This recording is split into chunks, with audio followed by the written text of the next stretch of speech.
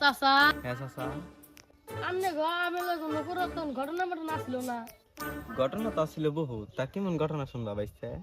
আপনি গো আমেলে বলে অনেক ভূতের কারবার আসাল। আমাকে আমলে তো বাইছে বহুত ভূতের কাহিনী আছিল, মনে করতে তোমার এক দুষ্ট ভূতের কাহিনী কই।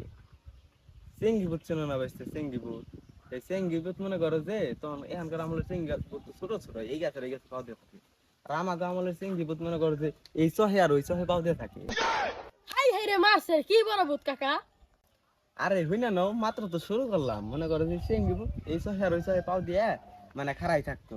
মানে চেঙ্গি ভূতের যে ইটা আছিল, টুপলাটা আছিল, মনে করো যে এটা রাস্তায় পড়ে থাকতো। পরে এক সময় আমার খুব ইমার্জেন্সি, মানে ওই পার যাবো, রাস্তা দিয়ে যাওয়ান লাগবো পারাপার হই আমার। এখন ওই চেঙ্গি ভূতের লিগে আমি তো যাইবার পারতাছি না, ওই যে টুপলাটা মাটি নামাই দিছে। এখন কি করুম, আমার দাদার এক বেকু আছিল, ওই বেকু দিয়ে সরাই দিয়ে পরে নন্দে যায়। হাই হাই কেমন বড় টোপ লাগা কা, তো মস্ত বড় টোপ লাগা কা। মনে করো যে এত বড় বড় টুপলা আছিল, ওই টুপলা মনে করো যে কাইটা কুচি কুচি করে মনে করো যে 2-5 এলাকার মানুষ খাওয়ান গেত। পরে আমি এখন বিয়া করুমু, কি করুমু, কোনো জায়গায় মাংস পাইতেছি না। পরে এক ভূত ধরে মানে এক টুপলা রেখে দিলাম, টুপলা দিয়ে মনে করো যে 2-5 এলাকার মানুষ দাওয়াত দিয়ে খাওয়াইলাম।